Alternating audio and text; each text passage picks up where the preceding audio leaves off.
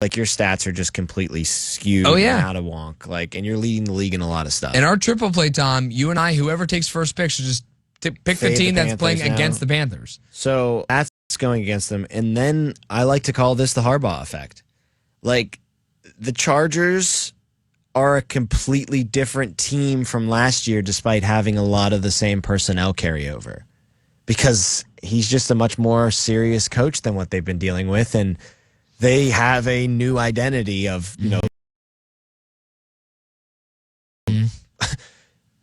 just for an easy way to describe it, Michigan football, from what he's been running there for the past couple of years, where you just bully the other team. And that's not LA Charger football, right? Like, you don't think of LA Charger football. You think of them more like the Dolphins, like in like a really soft team, or California. But they're bullies right now, and he wants them to be bullies, and they're embracing. That's the Harbaugh way. They're embracing that identity fast. So that's why it's so hard for me to just jump in, and with what you're saying about how this is the best defense unequivocally that they're going to face, even though that's probably true so far into the season. Right. But at the same time, my reasons there kind of eat each other alive. You know what I'm saying? Like, yeah, the stats are skewed because they played bad teams, but also they're still doing Harbaugh the right effect. Like, defense comes to play when Harbaugh's in town. So, yeah, I think it's going to be a stiff test defensively. Because in the past, Tom, without Harbaugh, if Brandon Staley's there, this team, this Chargers team could still be 2-0, right? Because they've played some pretty easy opponents, the Raiders week 1. And I'll check the Raiders being a week 1 opponent the same way I'll do with the Falcons being the Steelers week 1 opponent. I mean, there should be no difference between the Falcons losing to the Steelers in week 1 and then beating the Eagles on the road in week 2 compared to the Raiders losing at home against the Chargers week 1, but then going to Baltimore week 2 and winning on the road there. Those are two very similar situations. I know Kirk Cousins is a better quarterback than Gardner Minshew, but we've given Minshew a lot of credit for winning no matter which city he's playing in, whether it's Philly or Jacksonville or Indy or now in Vegas. So I know Kirk's better, but still, this is not the worst team in the world that the Chargers faced week 1, but they got them week 1, just like the Steelers got Atlanta week 1, and you got the lucky straw there. But the Panthers thing, yes, it's much worse, but this is a team that's still dominated. I mean, I think it's not inconceivable to say a year ago with Brandon Staley at head coach that the Chargers could have found some way to lose that game against the Panthers, or could have found some way to lose that game. It's easier to say against the Raiders than the Panthers because the Panthers are just so bad, but maybe the game isn't as close as, I think the final score was 23-6, something like that. Maybe that game is a lot more close, like the one against the Steelers and Broncos where it's 13-6, where the Broncos were always within one score or no more than 2 scores away from either tying it up or taking the lead. That's what Jim Harbaugh does. And I don't think it's wrong of you to say both sides where they're playing bad teams, but now they have this coach that ensures that they're going to play well against these bad teams. And now they have this is without a doubt the biggest matchup of the season so far for both teams, right? Well, you're both 2-0 now. Yeah, you're both 2-0, trying to get to 3-0. If you start 3-0, your odds of making the playoffs are very, very high. So I'm saying, as I was saying, people will say this is a big opportunity for Fields now to go out there and take it, put up the statistics to back up the wins, and leave no doubt, have everybody buying in to you being quarterback 1. Will he get the chance, though, to put up statistics? Will the game plan allow him to do that? We kind of started talking about the defense of the Chargers being stiff resistance against that. We'll keep talking about that, do you see a little bit more of a free Justin Fields in this game from the offensive game plan for the Steelers? He's Jacob, I'm Tom. This is the Steelers Standard on the Steelers Audio Network.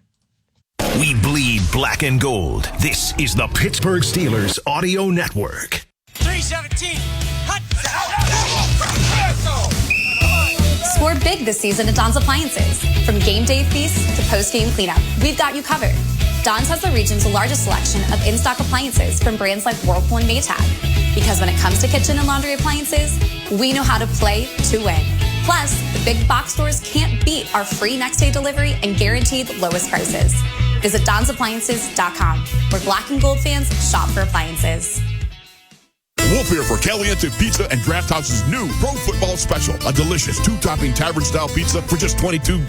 Perfect for game days with a thin, crispy crust and top-notch ingredients. Try Caliente's new Pro Football Special Tavern Pie today. Caliente, the pizza of champions.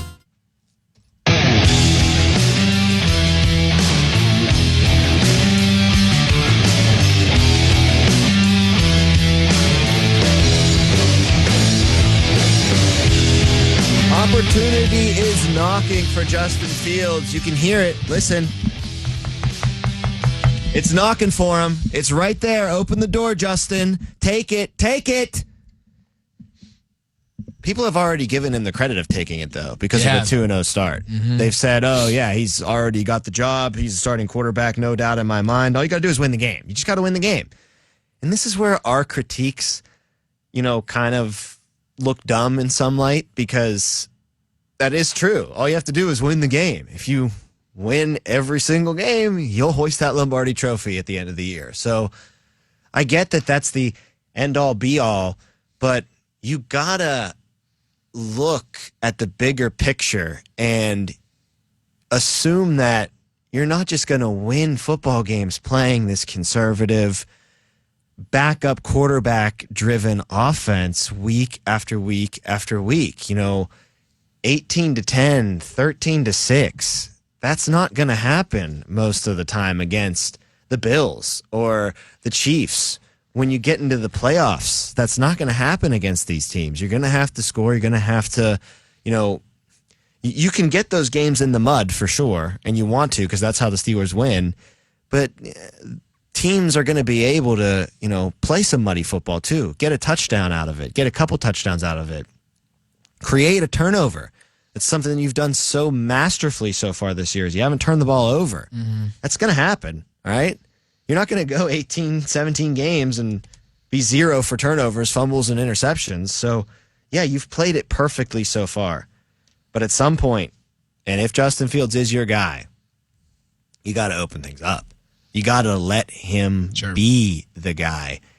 And, Jacob, you've been talking in our first segment here on the Steelers Standard about how this defense you think is the biggest test that the Steelers have so far this year. I also think that this offense is the biggest test the Steelers have had so far this year.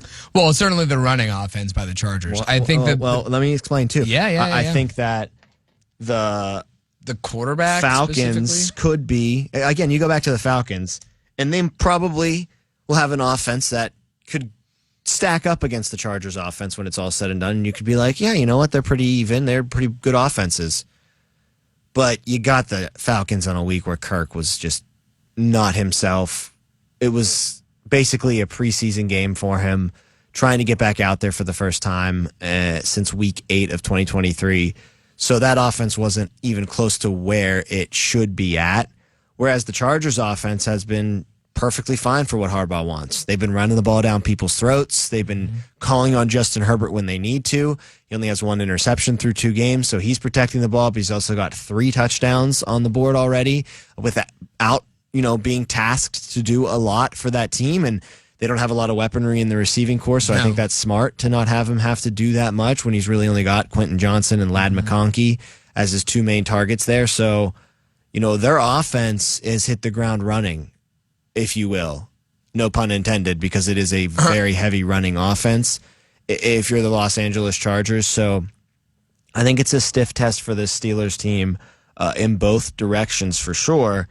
And because the offense for the Chargers is probably going to be able to, put some points up on the board against you more so than the other 2 offenses that you faced. And no offense to the Steelers defense. I'm sure they'll be great with that Acrisure Stadium behind them for the home opener. But that's an offense that has a lot of skill on it, and that's an offense that's been running the ball very successfully for their first 2 games. So you're going to have to respond offensively yourself with some points. And playing this conservative, don't turn the ball over, and that's all you need to do game plan might not be the only thing you need starting this week with the LA Chargers. You might need to see Justin Fields open things up a little bit. So opportunity might really be knocking this week more than the other 2 weeks, because now I think you're getting into the 3rd week of the season. Fields has 2 starts under his belt. Let's start to see what he can really do. he's going to need to make more plays for us if we are indeed going to beat some of these better teams. Definitely. I mean, we've seen great football games through 2 weeks, right? We saw the Chiefs and Ravens on opening night. We saw the Rams and Lions on the first Sunday night of the season. This past week, we saw the Lions and the Bucks go at it. We saw the Chiefs and the Bengals go at it. Even though the Bengals are 0-2, they showed what an offense needs to do in order to keep up with the two-time defending champs, the ones that are chasing a three-peat right now. And the Ravens did the same thing on opening night. The Lions, who were one game away from getting to the Super Bowl, played a hell of a game, had a hell of an offensive performance, scored the opening touchdown in the overtime period against the Rams in week 1. And then the next week, they were trotting out there kind of, not a shootout, but it was certainly both offenses had success, Detroit and Tampa Bay, and Tampa Bay came out the victors.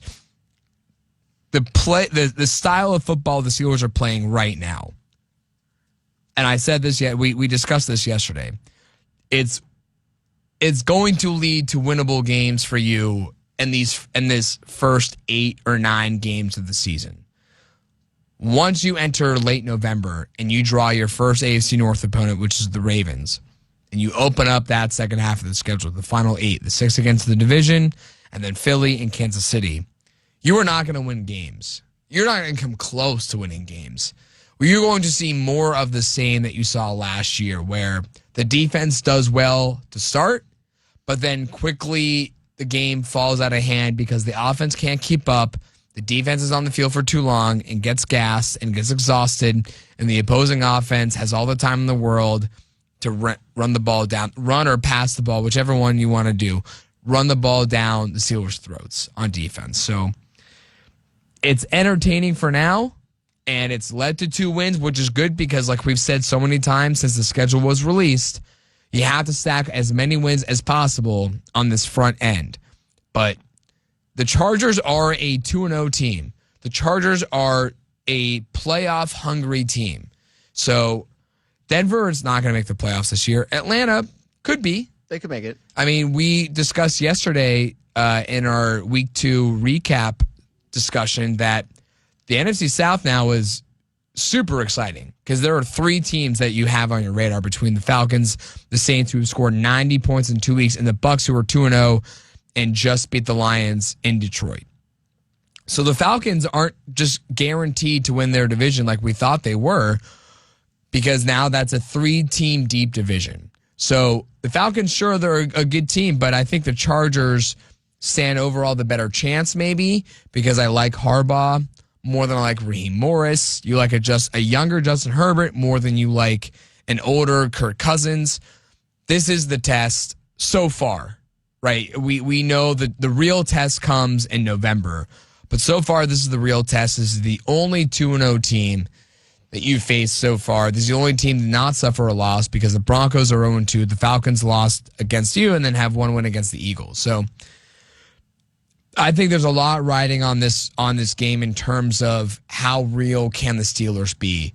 I'm not saying if you can beat the Chargers and you can beat any of those teams that you're playing in the second half of the season, but like you said, Tom, to get back to your original question or original prompt, there has to be more pages in this Arthur Smith playbook that you're not using or you haven't used that you haven't used yet that you have to start using sooner rather than later because this offense needs to do way more than it already has shown if they want to win games and make it to the playoffs. And I think the Chargers are the same way. I think you learn a lot about yourself in this game too. Like they can look at that from definitely. that angle as well, where this is a test for the Steelers. It's a big test for the Chargers. Yeah, can they really look at themselves and say, do we have a legitimate enough offense? Is our running prowess really going to be enough to carry us this season, or does Herbert need to step up as this younger quarterback? Is our defense legitimate enough? If they stop the Steelers' offense, okay, great, that's another offense you stop. But if the Steelers' offense somehow opens up an offense that has combined for less than 30 points on the season, or maybe 31 points on the season, and they score 30 points on you, then all of a sudden you're looking at yourself and saying, well, what is going on that we just let this offense run all over us? Yeah, that would be... disappointing if the Chargers had the similar output that they've had against the Panthers and the Raiders on a run defense that you expect to be a lot better than those two teams if you're the Pittsburgh Steelers. I think the Chargers will have success running the football. I don't know if they'll have crazy success like they have.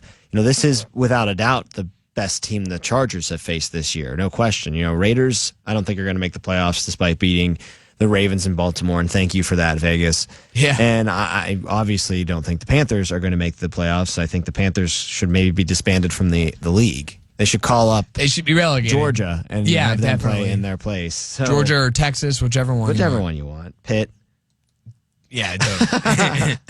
Yeah, so this is a step up on both teams' sides for the competition aspect, and it's a huge game as far as importance to getting to that 3-0 clip, because here's some great stats from Matt Williamson that will make you feel pretty good, Steelers fans. Let's start with the Steelers first. 8 of the last 9 teams, Jacob, that have started 2-0 with both of those wins being on the road have made the playoffs. So there's only been one outlier. Will the Steelers be the second outlier out of those 9 teams, or what would be the past 10 teams to go 2-0 on the road? Or will they be in that 80% and make it? It's good, though. It's good omen. Yeah, it's a good track record for sure. Since 1990, of the teams that began the season 2-0, doesn't matter if home, away, whatever, just start the season 2-0, 63.9% went on to make the playoffs, 41.2% won their division. Now, teams that start 3-0 make the playoffs at a 75.2% clip and win their division just a smidge over half the time, 51.5%. 3-0 in the NFL is huge. It's massive. So, I mean, you saw what 3 wins in a row did for the Steelers last year. 3-0 at the start of the season this year, sure, is different, but the Steelers went 3-0 to end the season last year, right? And that got them into the playoffs. It got them in as the 7th seed. Granted, they lost, but that's what 3 wins in a row can do in a 17-game season.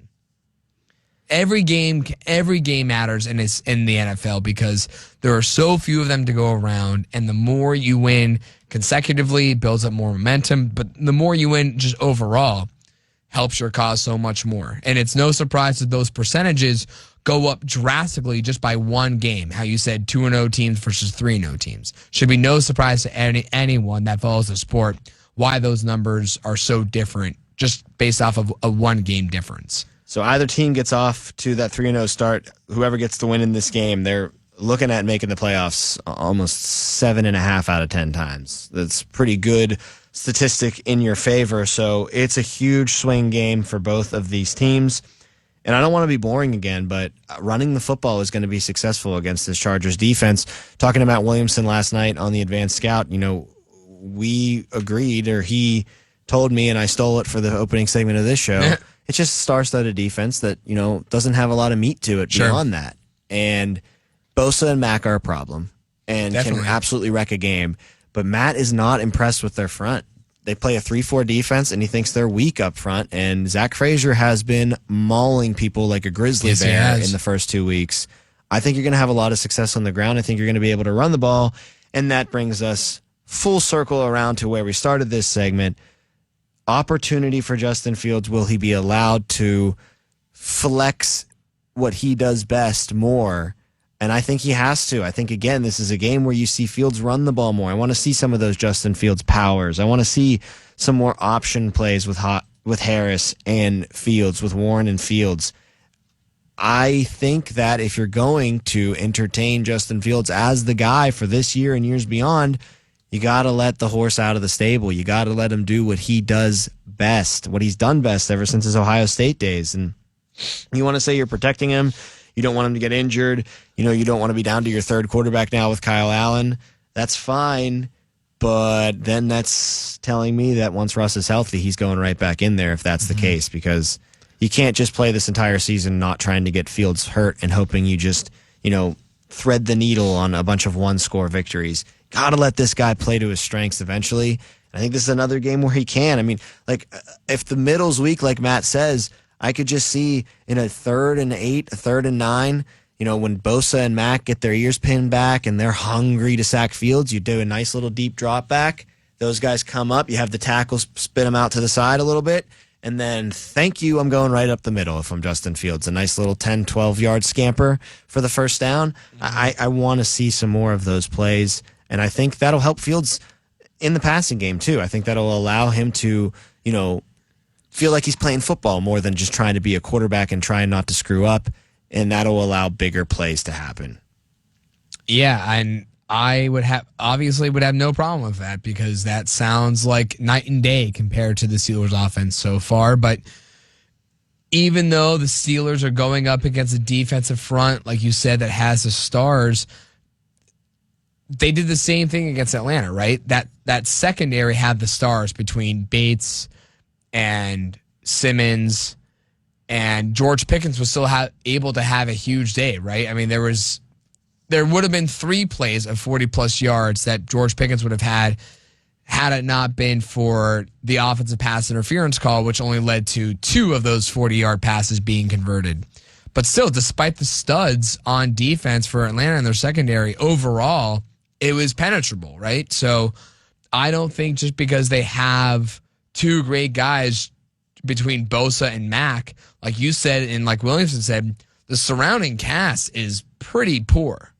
And I don't want to be too critical, but it's almost reminiscent of the equivalent of the Steelers wide receiver room, where like what are you really throwing out there besides those guys between Bosa and Mack?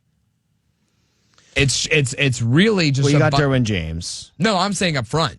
Right, and those guys, they're edge rushers, they're outside linebackers. They play that 3-4, and you can kind of get those guys off your butt if you're running the ball successfully and you're not holding on to the ball too long, which metrics say Fields has not done. I know I called back to that play in the red zone where he did pad it a little too much, but those are the fewer and far between plays right now with Fields. Hopefully he doesn't revert back to his old form, especially against these 2 dogs. But, it sounds weird for me to say this, but I feel like the Steelers' offense and what it could be with Fields in there, the best version of it, it's just run, and run. And that really neutralizes good pass rushers when you're just running the ball a lot. Totally. I wouldn't have a problem. I mean, we've been calling. I feel like we've had this discussion a million times, Tom, about how much you need to try to get this offense to be run first. And even though this year it seems that they're doing that, but a lot of that has to do with Justin Fields. I want to see Najee Harris involved. I had said last week going into that game against Denver, I want to see Najee clip 100 yards. He needs to be able to have that kind of tune-up game against a really poor defensive front in Denver to really get the juices flowing, and he didn't get there. I think he got like 60 yards, maybe 59 yards on the day.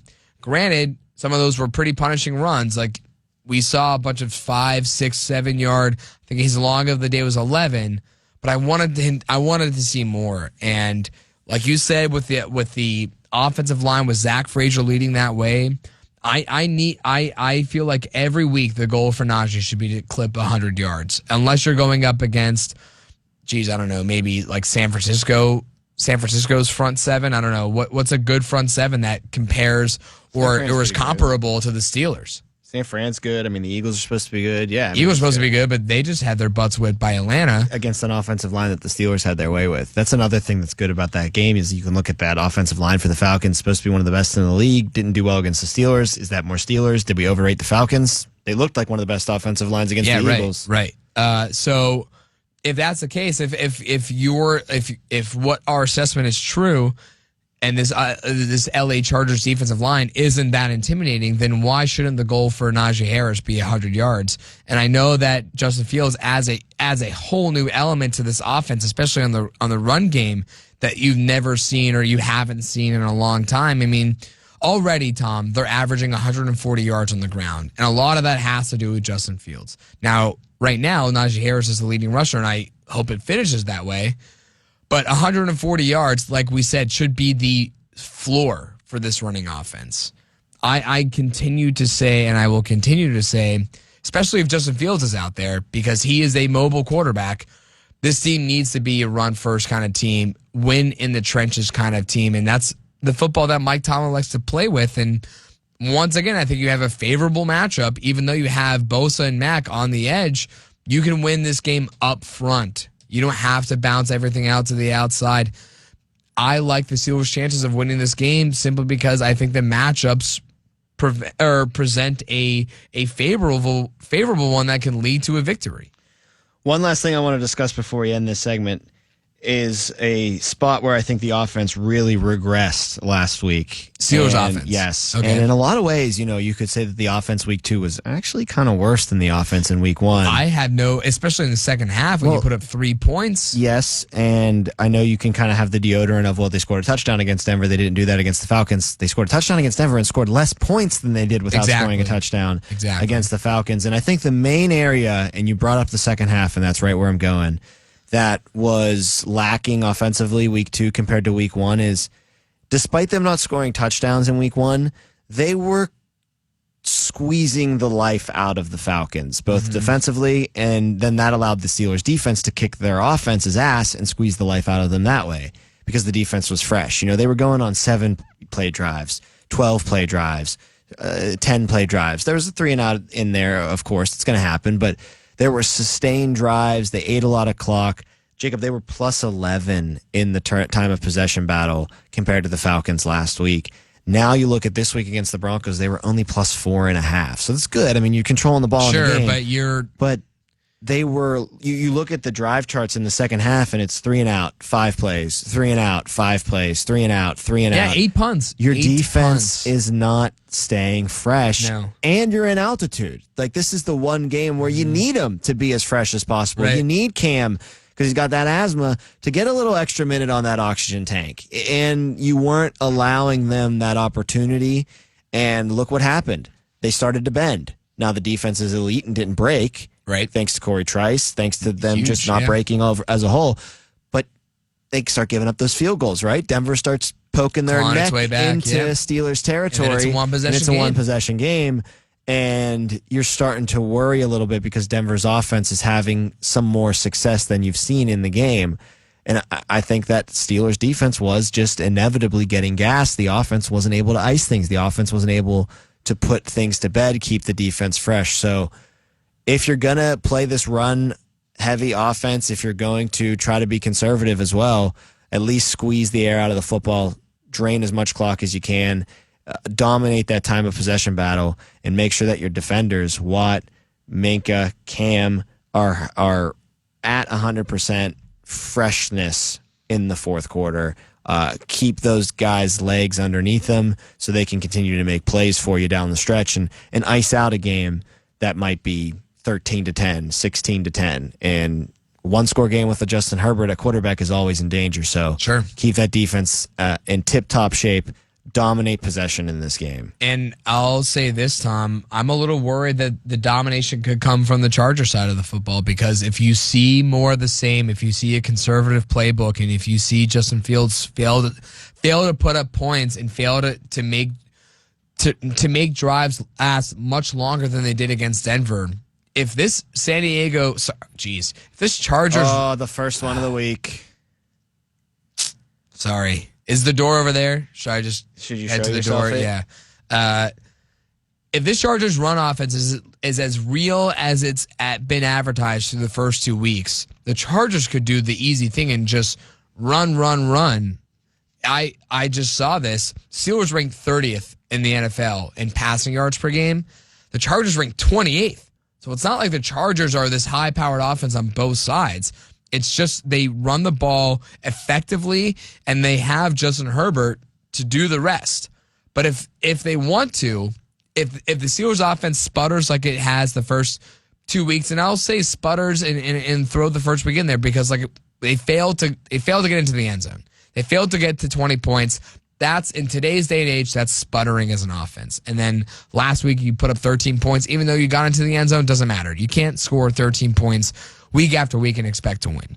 So if that's the case, the Chargers, Tom, could dominate time of possession if they just run the ball and somehow they get the push up front. I mean, talking about Joe Alt being maybe, especially now, Tom, with Jaden Daniels and Caleb Williams and all the other rookie quarterbacks not having great starts, is it feasible to say that Joe Alt could win Rookie of the Year? He might be the best rookie in football, but no, he will not be winning Rookie of the Year. He could deserve it. Could be, it's though. just not going to happen. Could be, though. Who's the front runner? It's Marvin Harrison now, right? After that one game, domination, I picked him to win. Just gonna say you picked him over Caleb. I did, and you were like, you said this. You said the exact same thing. I think when we did that show. Wow, you picking him over Caleb? Wow, Caleb looks poopy. But Joe Alt is definitely the best rookie in this class. Just run. I mean, that's going to be the matchup to watch, I think, on Sunday, right? Yeah. TJ Watt versus Joe Alt. Yeah. Let's get into the Chargers offense some. We'll talk about those tackles. I want to talk a lot of Herbert and a lot of Harbaugh, though. H&H when we come back to wrap up the first hour here on the Steelers Standard on the Steelers Audio Network. Your home for the Steelers. This is the Pittsburgh Steelers Audio Network. Why does Pennsylvania need the U.S. Steel-Nippon merger? It protects thousands of union jobs.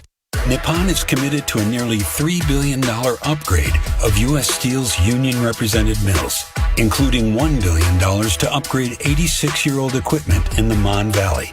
Nippon's cutting-edge technology to decarbonize the blast furnaces will make the Mon Valley's air cleaner, and it will help U.S. Steel reach its goal of being net zero emissions by 2050.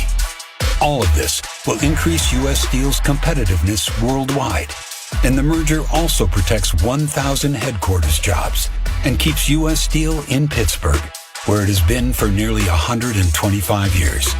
Protecting jobs, modernizing steelmaking, and increasing competitiveness.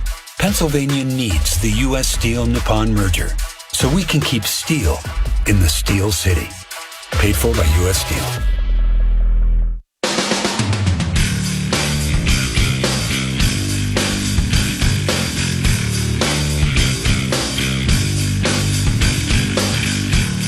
Herbert and Harbaugh. Yeah.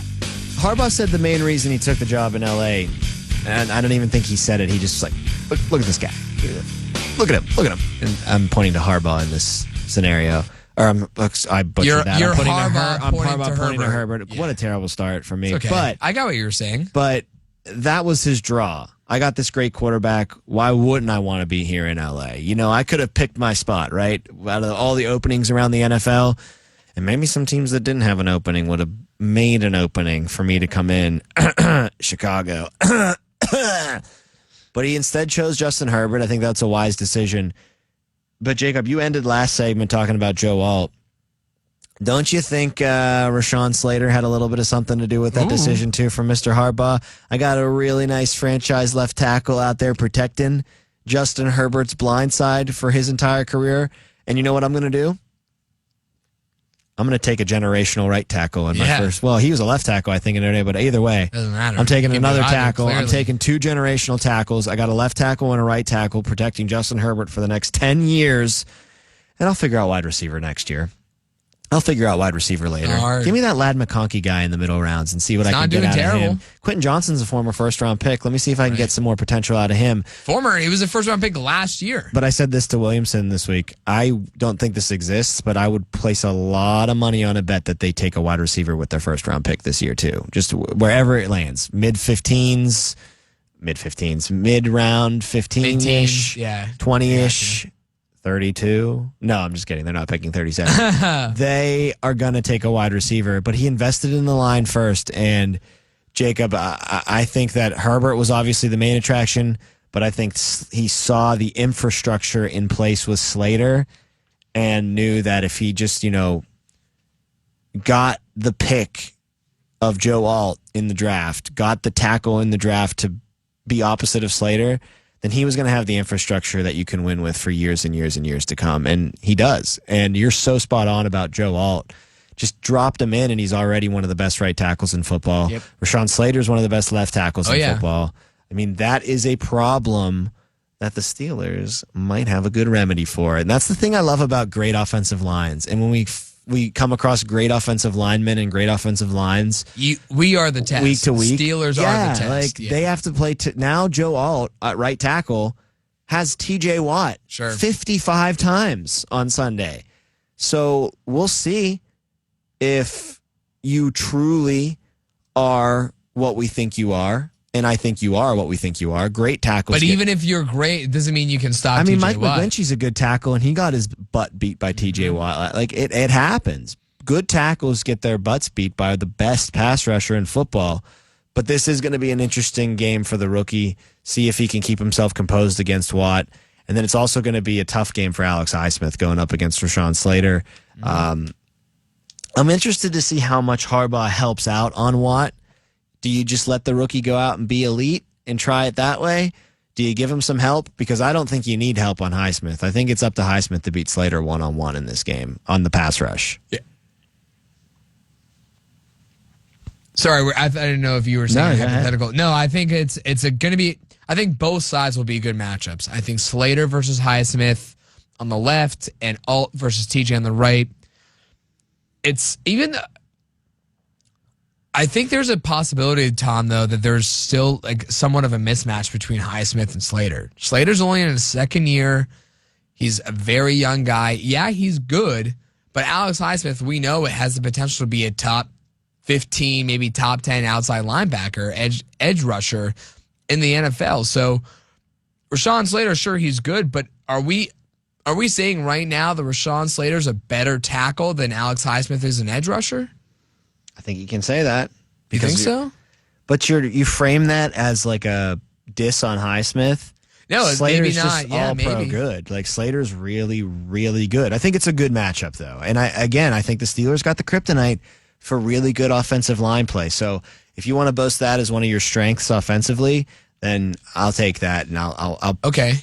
What did Paul Skeens say? I like to call big on big. We'll go big on big here. We'll see what these tackles and these pass rushers do. And then you look at the right side and you look at the TJ versus Alt matchup, and you come back to your question of, does Harbaugh let the rookie do his own thing, or does he add? I mean, what would you do? I mean, Will Dissly as a tight end? He's not a great tight end to begin with, so it'd just be another guy, but TJ's capable of sidestepping a tight end, right? So are you really offering Joe Alt that much help by putting out going 13 personnel or 12 personnel just to get some extra blockage on TJ Watt? I don't know if that would make much of a difference. I think TJ Watt is that good. So I said that this segment would be a lot of Herbert and Harbaugh.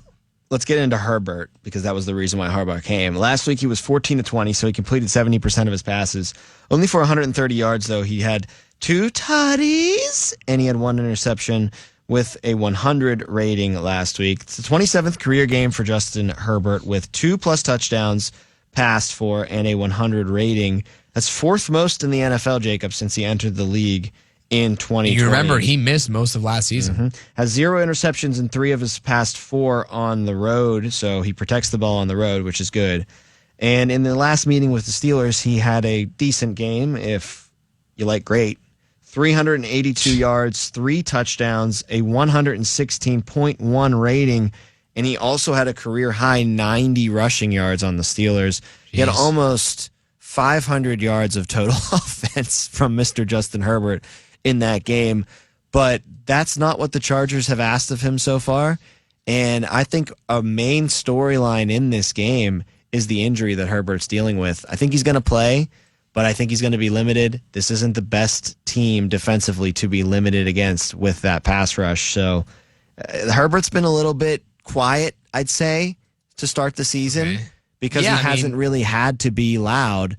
But I think that that's inevitably going to happen, and Harbaugh knows that when he has to turn it on, he's got a guy that can throw 40 passes in a game, no problem. Like I said earlier, the Steelers had the 30th best, or I guess 3rd worst passing offense in terms of yardage in the NFL through 2 weeks, and the Chargers are 5th lowest in terms of passing yards per game. But you know what the difference is, Tom? Tell me. The Chargers find the end zone. That is true. I mean, Justin Herbert has 3 touchdown passes already. 3 touchdown passes on the season. I know J.K. Dobbins has a couple tutties too. Has like 2 touchdowns at least on the season. He's got 2 touchdowns on the season rushing. That's the difference. Doesn't matter if you're passing the ball, and like you said, he's throwing it very efficiently. He's completing 70% of his passes. Sure, he's not balling out like he did against the Steelers, in that 2021 season when he threw for nearly 400 yards and rushed for another 100 yards. But what matters most is that they're finding the end zone and winning. That's the difference between the Steelers and the Chargers, that the Chargers are finding the end zone. And you can say, well, the Chargers had the Panthers. Well, they also had the Raiders. And that's a game where J.K. Dobbins ran in for one and Justin Herbert threw for another. You cannot excuse touchdowns. I mean, that's something that the Chargers are doing very well so far. They're not doing it as explosively as the Saints because no one is, but they're still finding the end zone more than the Steelers are. Steelers have, combined for 31 points on the season? Chargers had 26 last week. Scoring touchdowns, yeah, that's a big difference. They're finding pay dirt. The big question, similarly to Pittsburgh, with the Chargers was the wide receivers, the weaponry that Justin Herbert would have. Someone's got to catch passes, Jacob. For us, it's George Pickens and really nobody else. For them, it's been Quentin Johnson so far. Yeah, but... And Ladd McConkey, too. Yeah, right. Ladd's got a touchdown, but I'll say this, too, about... Quentin Johnson last week, 5 catches, 51 yards, career high, 2 tutties. Sure. And he's got TD reception in 2 of his past 3 road games, does Quentin Johnson. This guy was a first-round pick. This guy has a lot of potential. Maybe they have something here. Maybe the Chargers have a really good number 2, Jacob and Johnson.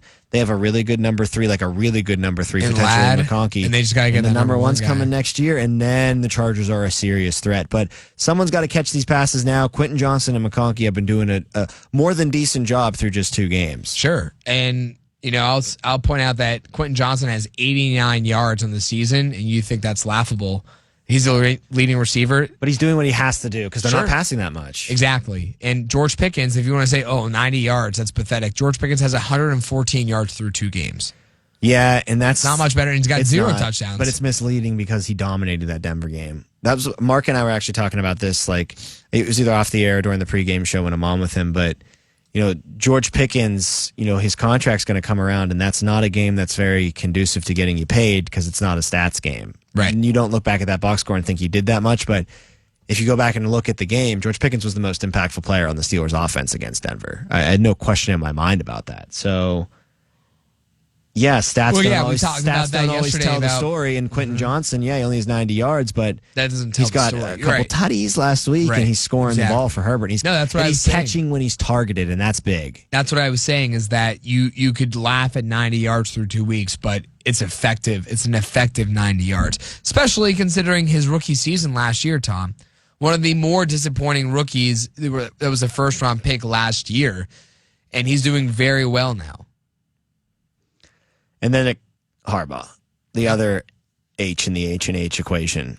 The Chargers, to me, even though that it's a lot of similar personnel from last year, some new additions, of course, but relatively the same team, I just think everybody has a different aura about them, a bit of an upgrade about them because of the coaching upgrade, and they're going to be in much better positions to succeed.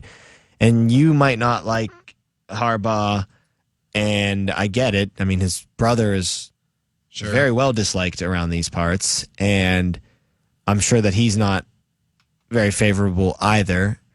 But I've always kind of thought Jim Harbaugh was a hell of a coach and really liked him and respected him. And Jacob, everywhere he goes, Stanford, they play defense, they run the ball, they're a BCS contender. John Elway and Jim Plunkett aren't there anymore. Harbaugh had that program back to where it used to be in those 80s. Then he goes to the Niners. They play defense instantly. They run the ball. They win. Gets to the Super Bowl. Loses to his brother. Goes back to Michigan. Immediately, they're winning 10 games, playing defense, running the football. And then he gets to the Natty. And wins it, yeah. Now in 2 games with the Chargers, what are they doing? Yeah, they're playing defense and they're running the football, and they're winning. So this is just what this guy does. And the Chargers have a different brand. They are a hard-nosed football team. This is not the Chargers team that we've come to know over the last 10 or so years. When we come back, we dust off the wheel of 1,000 questions. We've got Steelers-Chargers questions to answer, 1,000 of them. We can't get to all of them, but we'll get to some of them. We'll get to next. all of them. And then... You doubt yourself that we'll get to all of them? And then... Okay. It's time for the Power Rankings. All that to come on the Steelers Standard on the Steelers Audio Network. Steelers football happens here. The Pittsburgh Steelers Audio Network.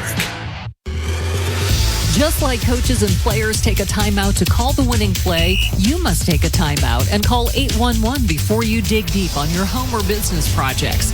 Building a deck? Call 811. Digging for a new pool or fence? Call 811. Stay safe and avoid costly mistakes. This important message is from Peoples Natural Gas, an essential utilities company.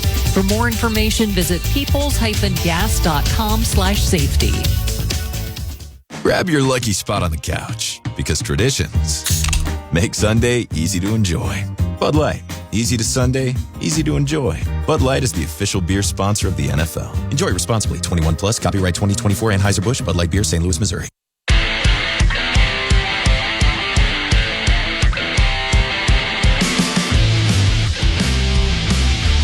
We got Steelers, we got Chargers, we got 1,000 questions to answer. But how do we know what question to ask? Which one's appropriate? I have no idea. The wheel tells us. The wheel. It's time to spin the wheel of 1,000 questions, Steelers, Chargers related. I stayed up all night last night writing 1,000 questions. I always appreciate when you do that. Related to this game. We give the wheel a spin. We only have about 20 minutes or so here, so the wheel's busy. It only gives us that much time. So it'll sort through the 1,000 questions. It'll present itself or ourselves with the questions that are most relevant to answer.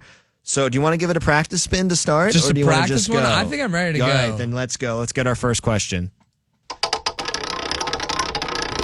Lube it up, baby. Let's go. Nice. Nice. You like that? Yes. Okay. Where are we going? Will Justin Herbert's injury ultimately determine the outcome of this game? I'm going to go yes. Oh. I think they're going to need Justin Herbert more than they have in the prior 2 weeks, obviously. Sure. The Raiders and the Panthers. Well, the Panthers stink for sure. And the Raiders, again, I'm not that impressed with yet. So I think you're going to need Mr. Herbert a little bit more. I think that this is a terrible game to be dealing with an injury that might limit you, that you're going to have to be playing through. TJ Watt, Alex Highsmith, Cam Hayward, Montravius Adams, Keanu Benton, all of them guys breathing down your neck. Nick Herbig, how could I forget about him and that Tasmanian devil? Let's talk what about a Herbig monster. real quick. Would have had a sack if not for that egregious. That's right. holding That's penalty. fine. That holding was the penalty. right. I love it. Again, doesn't show up on the stat sheet, but Exactly they're my in the point, film yeah. going bananas on that thing when they're watching film this week. They're saying, Herbig, what a monster play. So that is chaos for Justin Herbert to have to deal with all game long. So, yeah, Wheel, I think the answer to this question is yes. I think that injury is going to play a big part in this, and it very well might ultimately determine the outcome and a favorable outcome for the Steelers. Yeah, I'm going to side with you. Even though he played the entire game last week and the results came back negative this week. Yeah, he playing. Like, there ain't no doubt But about it he could be playing. something where it's like I don't want to say Russell Wilson, but just something that kind of lingers, Yeah, he's younger, so he should play through injuries if he Sure, can. but you're the one saying, I'm agreeing with you that it could affect the outcome of the game. It could affect the strategy for both teams. No doubt. But I think that limitation and I think that injury that he's going to be playing through will definitely affect something in this game that will swing it in a positive direction for the Steelers. And, I think a big part of that, too, is you have to force Justin Herbert to beat you, right? You have to force him to have to play through that injury more, and that all starts with stopping the run. You got to stop the run. You got to spearhead that. You got to make sure that they can't, keep keep Herbert protected, keep him on schedule, keep him clean, because you just can't stop the run. And Herbert only has to throw when he has to, like in the past 2 weeks. Got to force him into more throws. Got to force him to win. Got to get out to an early lead, honestly. Make him pass the ball a lot more. Yep. 100%. I don't think that. I think the one way you could argue against saying that it won't affect the game is that Harbaugh just says, screw it, I'm just going to run. But then at the end of the day, that does affect the game because they're stepping away from the pass because they don't want to put too much pressure on Justin Herbert. So I think no matter what, it'll affect the strategy, will affect the outcome. That's to be seen for sure. All right, give it a spin again. Okay, here we go. Question 2. Here we go. Nice. No nonsense that time on that spin. No. Well, I told you, I got my warm-up one in where I got the big wind-up, and here I'm just ready to go. Oh, wow. This is why I think the wheel is sentient being and has A little Nostradamus in it. No, in it has a itself. little bit of intelligence, like AI. We were just talking about how they needed to stop the run, and the wheel just asked us if Dobbins will finish with under 100 yards rushing. Okay, that's creepy. But Dobbins has rushed for 131 yards in like both games against the Panthers and against the Raiders. So was the question 100 or 130? Because shouldn't the mark under be 100? No, it's under 100. Okay. We have higher standards here on the Steelers standard and in Pittsburgh. See, I think you got a little sentimental or sentient. No, that's not how that works. Nope. English is tough sometimes. Can I answer the question this way? Yeah, go for it. They better hold him under 100 yards. Yes. They better limit that Chargers rushing offense for all the reasons we just laid out. If you're going to make Herbert's injury really affect the game, try to make Justin Herbert beat you. He doesn't have good receivers. Quentin Johnson's deleted because of Joey Porter Jr., so it's going to be just Ladd McConkey, some tight ends out there, Josh Palmer. I'm okay with those guys trying to beat you. So make Herbert have to throw, cut the head off the running game snake for the Chargers. I would answer this question with an emphatic. They better hold him to under 100 Okay, yards. but can I get your not? Do you think they should or should not? Will they or won't they, Tom? See, that's they should, right? They should do it. No, I know they no, but I'm saying you're saying should because that would lead to a win, not should as in like they're good enough. They are good enough.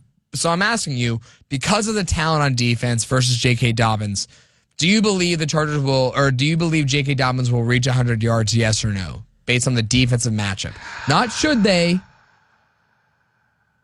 Will they? I'm going to say no. Oh! I'm going to say the Steelers are going to have a concerted effort to stop that run, and they're going to make sure that Dobbins doesn't beat them, Gus Bus when he comes in doesn't beat them, and they are going to force Herbert on that bum ankle to try to beat them with that receiving core that he has. That's got to be the strategy that the Steelers are. So you're saying no, he with. won't reach 100? He will not reach 100 yards. Okay. I thought you were saying no, they Steelers won't defense will contain hold him. them.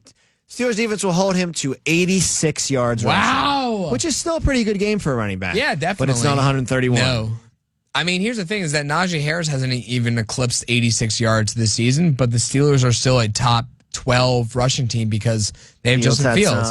But Warren had some last week. The Chargers need J.K. Dobbins to do more than 86 yards because Gus Edwards isn't as good as he once was, and he's certainly not as good right now as Jalen Warren, and Justin Herbert isn't as mobile as Justin Fields is, so 86 yards from J.K. Dobbins could be the determining factor here on Sunday. Every time someone brings up Gus Edwards, I just can't help but think I know. You know what I'm talking about? The bench warmers with the guy who comes in, the ringer, and he's like, is the Gus bus out of gas? Oh, you're talking about the guy from like Puerto Rico, I am 12? Yeah. Yes, I am 12 guy. Is the Gus bus out of gas? I can't. Hopefully the Gus bus is out of gas on Sunday. Every time I hear his name, though, I think about that line. No, that's not what I thought. I thought you were talking about J.K. Dobbins and Gus Edwards teaming up in L.A. versus Baltimore, and Gus Edwards being the kryptonite for the Steelers' run defense. How Harbaugh Jim just copy and pasted Harbaugh John's running back room from what, like 2021, 2022, and just put him right over in L.A. So Dobbins off to a really good start this year. And I just think that it comes down good for him, to be quite honest with you, as an individual, because the injury luck has been awful in Baltimore. So it's good to be like towards the top of leading the league in rushing through the first 2 weeks. You've got Zion Johnson, Rashawn Slater, Joe Alt, but I think the combination of TJ, Highsmith, Cam, Keanu, Lario, and you bring in some guys from the middle linebacker. I mean, we saw Minka Fitzpatrick get a tackle for loss in week 1. I think Deshaun Elliott or Dante Jackson, one of the other guys in the secondary, had a tackle for loss in week 2. So I just think the defensive overall in Pittsburgh is going to be a mismatch for just one rushing attack for the Chargers. Spin it. Okay. Spin that thing. Okay. Little wind up here. Don't hurt your arm. I think I did on that first one or the second one when I just went for it. So now I got to wind it up. Over under 1.5 touchdowns for the Pittsburgh Steelers offense. I gotta go with my gut here. I feel like the answer's under. No. Oh, Now I'm going to go over. They're going to score I 2 want to touchdowns say in this over. game. I mean, here's the thing. Here's what we predicted, Tom. After week 1 in Atlanta, we predicted on the show the Steelers will find the end zone. That is a given. And I got it right, damn it. So what's to stop us from saying, okay, they did it once. 2 now. They can get 2 in one game. 2? They're going to get 2. I'm going over on this one. And it's kind of the same thing with the Dobbins answer just a second ago, just a spin ago. They better get 2. Yeah. That's like the vibe that I'm in. They need to get 2 touchdowns. I like this energy. They better do it. Dobbins to under 100 yards. They better find the score a end zone touchdown. more than once. Twice, at least. Yeah. Yeah. I think they'll score 2 touchdowns. 2 touchdowns? I think that it might just have to be on Najee's back and maybe Fields runs one in. I'm not expecting you to see like a, Dan Fouts San Diego Chargers type of offense where it's just air raid down your throat. Fields throws for 400 yards and 4 tutties. But yeah, they're going to score more than 1.5 touchdowns. They're going to score 2 touchdowns in this game. There will be improvement there. And then maybe we'll have a little bit more legitimate fuel to the should Fields be in fire. But again, I got to see it before I start to believe it. But I am going to believe right now, as we sit here taping on a Wednesday, that they will score at least 2 touchdowns in this game. I want to believe it, Tom. They, like you said in the last question about JK, they should do this. Do I believe they can? I'm a lot more hesitant to say that they can do it compared to the question about holding J.K. Dobbins to over or under 100 yards. Okay. I want to believe they can, but I'm gonna be realistic here. You're very pessimistic on these 2 answers. No. On the J.K. Dobbins one, I was saying one answer, yeah. You're pessimistic. I was saying hell yeah. Under on the touchdowns, though. I know, but if anything, I'm just going off of what I've seen, what the tape tells me, what the numbers tell me. The numbers in the tape tell me. Don't you hear like Greeny says if you actually watch the tape, then Fields played great. Oh, I forgot. Greeny was watching the Steelers instead of the Jets on Sunday. I forgot. Greeny's watching a ton of Steelers tape. Yeah. Yeah. Sure. All right, spin the wheel. Okay.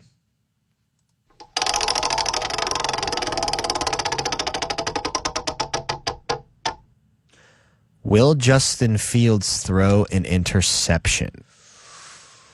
Okay, this is a lot to do with like Asante Samuel Jr. and Derwin James. You know they're going to avoid the middle of the field because that's what Arthur Smith does. I might say no to this one just because of what I expect the playbook to be. Chargers are +2 in turnover differential. It's pretty good. You know what the Steelers are? Plus five, which is leading the league by a good margin. But +2 is pretty good so far throughout 2 games. So the Chargers are protecting and turning the ball over, are forcing turnovers as well. So I think that there's a chance that they could grab one from Fields. I'm going to say yes. Oh. Just because I think that's inevitably going to happen, right? He's not going to go like some 8, 9, 10 game stretch. Well, for my sake, I hope that Russ is in before then, but he's not going to go through some Aaron Rodgers streak of attempts without an interception, right? Like he's going to throw one. Or I think the more realistic thing is he'll say in the pot, what he's doing better, not just turning the ball over or protecting the football, he's getting rid of the football. You knew coming into the season, Russ and Fields ranked like 32 and 31 or 31 and 30 in terms of time held or like time before release, right? Before the ball was thrown. Right. Justin Fields is doing much better with that. He's getting rid of the ball much faster than he was in the past, unless it's a run, and then unless he passes the line of scrimmage, and it's obviously he's holding on to it. But I think that's what's leading to less turnover, Simon, is that he's not forcing him. He's not holding on to the ball, waiting for a play to develop, and then forcing a throw to one that's not there. He's getting rid of the football when he needs to and absolutely needs to. I'll ask you this, Tom. The Steelers have 0 turnovers this year. 0 giveaways, I'll say. Do you know who the other 2 teams are to not do that? There aren't 2 more unlikely teams out there than the 2 I'm about to name for you. Go ahead. New England and Washington. Ooh. That is weird. I know. I don't think I would have guessed those if I had 30 you chances. wouldn't. And then the next 2 teams that have only 1 make a lot of sense. Buffalo and Houston and Tampa. Those make sense, right? Yeah, no doubt. Now, I have a stat for you. Okay, hit me. I love this. This is stat swap. Important as far as Justin Fields throwing a pick or not, throwing an interception. Since 2022, the Steelers are 19-4 in games in which they did not throw an interception. Love that. They're 2-11 when they've at least thrown one interception. How can it be that simple? If you literally don't throw an interception, you win the football game. You're 19-4. You're 2-11 if you've thrown at least one. The Steelers interception. are pretty ride or die in some of these stats, right? Like when they lose a turnover battle, it's a loss. When they throw at least one pick, it's a loss. When TJ Watt isn't out there, it's a loss. Why are they so drastically different in such